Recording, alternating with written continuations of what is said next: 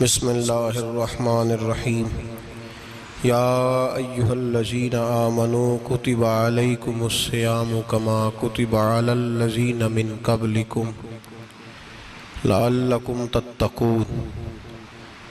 قال النبی صلی اللہ علیہ وسلم لکل شیء زکاۃ و زکاۃ الجسد الصوم، او کما قال صلی اللہ علیہ وسلم صدق اللہ العظیم و صدق رسولہ النبی الکریم۔ ان اللہ و ملائکتہ یصلون علی النبی یا ایہا الذین آمنوا صلوا علیہ وسلموا تسلیما۔ اللہم صلی علی سیدنا و مولانا محمد معدن الجود والکرم وآلہ وصحبہ وبارک وسلم۔ حمد و صلاۃ کے بعد قرآن مجید سورہ بقرہ، اللہ تبارک و تعالیٰ نے ارشاد فرمایا یا ایھا الذین آمنوا کتب علیکم الصیام، اے ایمان والو تم پر روزے فرض کیے گئے، کما کتب علی الذین من قبلکم، اسی طرح جس طرح تم سے پہلے لوگوں پر فرض کیے گئے تھے، لعلکم تتقون، تاکہ تم پرہیزگار ہو جاؤ، متقی ہو جاؤ، اللہ سے ڈرنے والے بن جاؤ، گناہوں سے بچنے والے بن جاؤ، اپنی زندگی کو رب رسول کے احکامات کی روشنی میں گزارنے والے بن جاؤ۔ روزہ ایک پریکٹس ہے، ایک مجاہدہ ہے، ایک جد و جہد ہے۔ جد و جہد کس چیز کی؟ اللہ کی رضا کے مطابق اپنے آپ کو ڈھالنے کی جد و جہد۔ صوم کا لغوی معنی ہوتا ہے رک جانا۔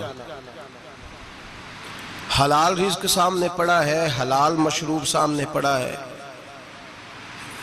حلال رشتہ بیوی کا موجود ہے، لیکن ان سب چیزوں سے حالت روزہ میں رکنا، اللہ کی رضا کے لیے رکنا، اس کا نام روزہ ہے۔ صوم کا معنی رکنے کے ہیں، پرہیز کرنے کے ہیں، بچنے کے ہیں۔ ہر چیز موجود ہے لیکن اللہ کا حکم نہیں ہے تو لہٰذا کھا نہیں سکتے۔ تو رب فرماتے جب جائز چیزیں تو میری مرضی کے بغیر میرے حکم کے نہیں کھا سکتا، تو انہیں رکنا ہے تو حرام کیسے کھا لیتا ہے؟ اب جائز چیز کے لیے تجھے حکم ہے، میں کہوں تو کھائے گا، میں کہوں تو نہیں کھائے گا۔ میں نے حکم دے دیا جائز ہے، روٹی ہے، کھانا ہے، گوشت ہے، تیری فریج میں پڑا سارا کچھ، تو با اختیار ہے، منہ میں دانت بھی ہیں، ہضم کرنے کو ہاضمہ بھی ہے، بھوک کی شدت بھی ہے، پر میری اجازت کے بغیر تو کھا سکتا۔ روزہ رکھ لیا، اب تجھے حکم نہیں کہ تو کھائے۔ جب جائز چیز میری مرضی کے بغیر نہیں کھا سکتا تو ناجائز کیسے کھائے گا؟ میرے نبی پاک علیہ السلام نے اپنے خوبصورت الفاظ کے اندر اس مفہوم کو بیان فرمایا۔ محبوب پاک صلی اللہ علیہ وسلم فرماتے جس نے جھوٹ نہیں چھوڑا، غیبت نہیں چھوڑی، برائی نہیں چھوڑی، اللہ کو اس کے بھوکے پیاسے رہنے کی کوئی ضرورت نہیں۔ وہ کاہے کا رکا ہے؟ جب کوئی کام تو اس نے اللہ کی رضا والا کیا نہیں۔ روزہ رکھ کے دغا کر رہا ہے، روزہ رکھ کے جھوٹ بول رہا ہے، روزہ رکھ کے کم ماپ رہا ہے، تول رہا ہے، دھوکہ دے رہا ہے، رشوت لے رہا ہے، فراڈ کر رہا ہے، حرام کا مال کٹھا کر کے کہتا ہے اس میں سے چلو 10 دیگیں بھی پکا دیں گے۔ وہ بھائی جو کام اللہ نے تجھے کرنے کو حکم دیا تھا، جب تو وہ بجا ہی نہیں لا رہا، مقصد روزہ ہی تو حاصل لعلکم تتقون۔ روزے کا مقصد یہ ہے کہ تو پرہیزگار ہو جائے۔ میرے نبی پاک علیہ السلام کی بارگاہ عالی مرتبت میں 2 عورتیں آئیں، یہ چیزیں کھا لو، کہنے لگی محبوبہ ہم نے روزہ رکھا ہوا ہے۔ فرمایا نہیں، تمہارا تو روزہ نہیں ہے، حضور رکھا ہوا ہے روزہ، سحری سے لے کر اب تک کچھ نہیں کھایا، شام تک بھی نہیں کھائیں گی۔ محبوب نے فرمایا ذرا کہہ تو کرو، الٹی تو کرو۔ کہہ کی تو ان کے حلق سے خون بھی نکلا اور گوشت کے لوتھڑے بھی نکلے، پھوٹیاں بھی نکلی۔ نبی پاک نے فرمایا وہاں بیٹھ کے تم نے اپنے جاننے والوں کی غیبت نہیں کی، چغلی نہیں کھائی؟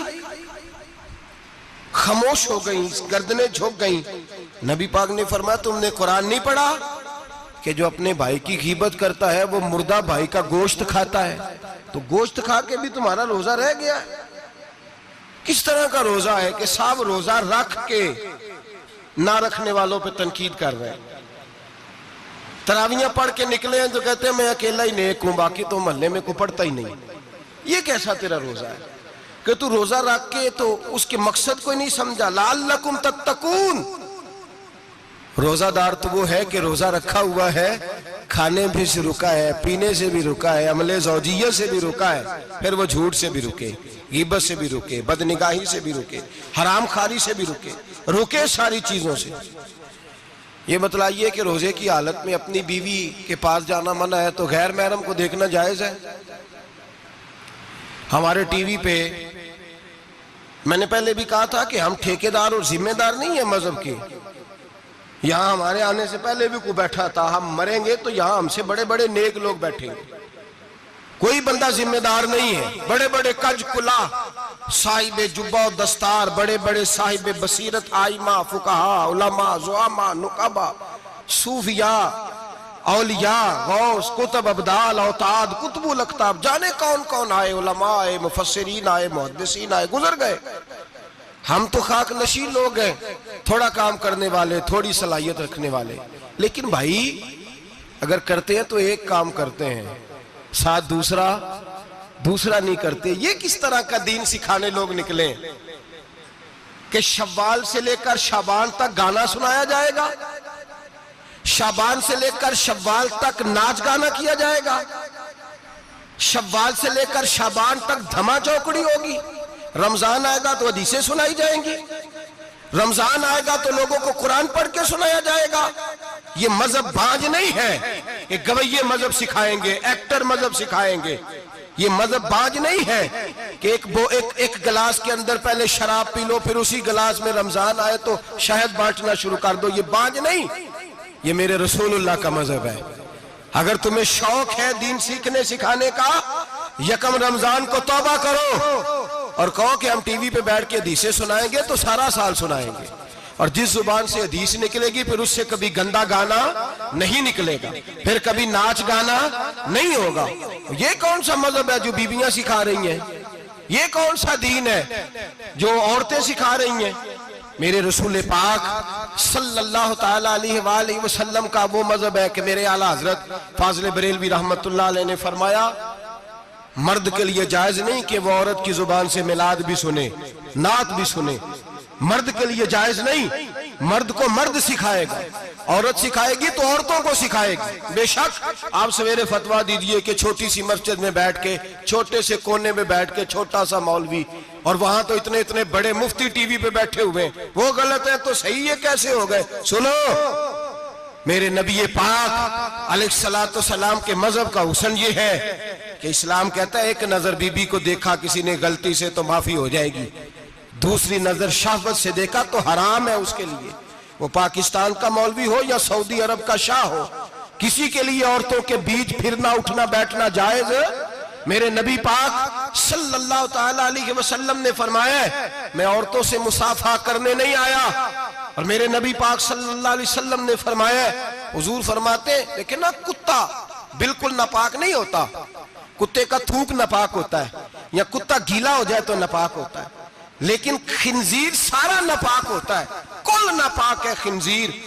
نبی پاک نے فرمایا خنزیر بھی ہو اور گند میں لتھڑا ہوا بھی ہو، پیشاب میں لتھڑا ہوا ہو، گوبر میں لتھڑا ہوا ہو، پخانے اور فضلے میں لتھڑا ہوا خنزیر ہو، اس کا جسم تیرے ساتھ ٹکرا جائے تو اتنا برا نہیں جتنا غیر محرم عورت کا وجود تیرے ساتھ ٹکرا جائے تو برا ہے۔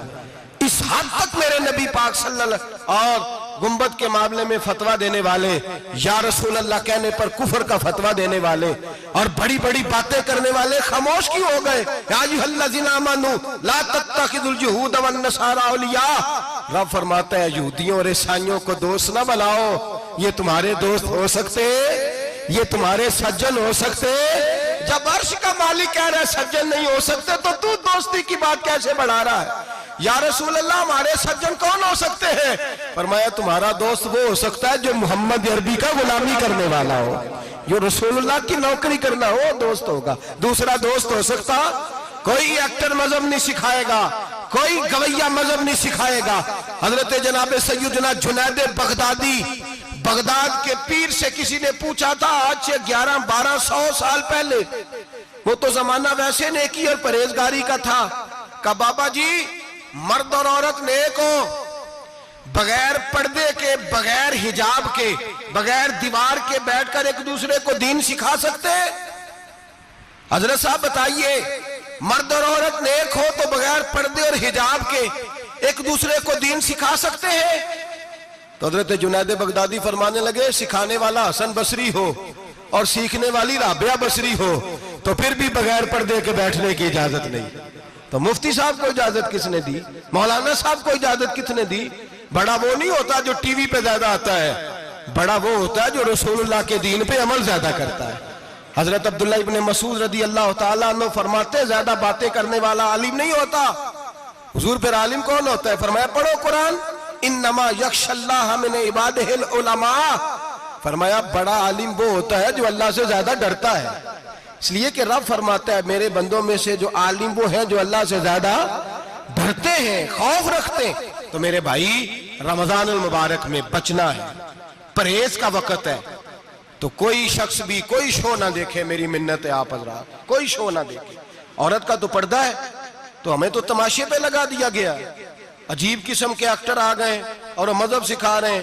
میری اپیل ہے آپ سے کہ سحری افطاری کے وقت ٹیلی ویژن بند رکھیں۔ کیا چیز کھول کے رکھیں؟ یا قرآن کھول کے رکھیں یا رسول اللہ کا فرمان کھول کے رکھیں۔ اللہ رسول کی طرف توجہ رکھیں، وہ سیکھنے سکھانے کا وقت ہے۔ چھوڑیں، گویوں سے دین سیکھا جائے گا، ہمیں کوئی شکوہ نہیں، یہ پکی توبہ کریں، سویرے آئیں آ کے دین سکھائیں۔ اور میں ان سے بھی اپیل کروں گا کہ آؤ دین سکھاؤ۔ حضرت فضیل بن عیاض فرماتے ہیں میں ڈاکو تھا، کبھی کبھی چھپ چھپا کے جمعہ پڑھا کرتا تھا، پھر میں نے توبہ کی تو سچی توبہ کی، پھر میں نے توبہ کی تو رب کو راضی کرنے والی توبہ کی، پھر میں نے توبہ کی تو چھوڑی ہر شے، غریبوں کا لوٹا ہوا مال واپس کیا، جس کے پیسے نہ دے سکا اس کے گھر میں جا کے اس کی بھینسوں کو چارہ ڈالا، اس کے اونٹوں کی خدمت کی، میں نے قرضے چکائے۔ فرمایا میں سچی توبہ کر کے مسجد آیا، جس خطیب کے پیچھے میں جمعہ پڑھا کرتا تھا وہ میرے ہاتھ پہ بیعت کر کے مرید ہو گیا۔ اللہ تبارک و تعالیٰ نے اپنے بندوں کے دل میری طرف پھیر دیے، پھر تمہیں اس میں انعام دینے کی ضرورت نہیں پڑے گی، پھر تم کٹیا نشین بن کے بھی دین پھیلاؤ گے تو اللہ اس میں تاثیر پیدا فرما دے گا۔ تو روزے کا معنی رکنا ہے، روزے کا معنی بولیے، روزے کا معنی رکنا، کس سے؟ جھوٹ سے، غیبت سے، بدی سے، بدنگاہی، کھانے پینے۔ روزہ کس پہ فرض ہے؟ امیروں پہ کہ غریبوں پہ؟ جی کہنے نے میں میرا تو کام ہی محنت مزدوری والا، میں کیسے روزہ رکھوں؟ میں تو دیہڑی لگاتا ہوں تو روزہ کیسے رکھوں؟ میں نے نہیں کسی حدیث میں پڑھا کہ روزہ وہ رکھے جو دفتر میں بیٹھتا ہے۔ صحابہ کے زمانے میں تو دفتر ہوتے ہی نہیں تھے، کسی جگہ نہیں لکھا ہوا روزہ وہ رکھے گا جو اے سی میں بیٹھتا ہے، تب تو اے سی تھے ہی نہیں۔ حضرت ابوبکر صدیق رضی اللہ تعالیٰ عنہ سے لے کر جناب بلال تک سارے اپنے ہاتھ سے کام کرتے تھے، سارے اپنے ہاتھ سے کام کرتے سارے۔ حضرت عمر فاروق رضی اللہ تعالیٰ عنہ خلیفہ وقت ہونے کے باوجود مال غنیمت کے اونٹ چرنے جاتے تھے تو چراگاہ میں چھوڑنے میں جاتے تھے، لینے بھی آتے تھے واپس۔ سارے لوگ اپنے ہاتھوں سے مشقت والے کام کرتے، حضرت بلال مزدوری کرتے، سلمان فارسی مزدوری کرتے، مقداد مزدوری کرتے، صحابہ مزدوریاں کرتے، روزے رکھتے۔ اور رمضان کے جانے کا وقت ہوتا تو در رسول پہ کھڑے ہو کے عرض کرتے محبوبہ دل نہیں بھرا، دل کرتا ہے کبھی رب سارا سال ہی روزے عطا کرے، سارا سال رمضان دے تو ہم سارا سال روزے رکھنے کو تیار ہیں۔ جذبہ تھا، طاقت تھی، ہمت تھی۔ آج نوجوان لڑکا ہے کہتا ہے مجھ سے بھوک برداشت نہیں ہوتی۔ میرے بھائی رب بیماری لا دینا، اللہ سے دعا مانگے اللہ شفائے عطا فرمائے، اور دعا کریں اللہ آزمائش سے محفوظ فرمائے۔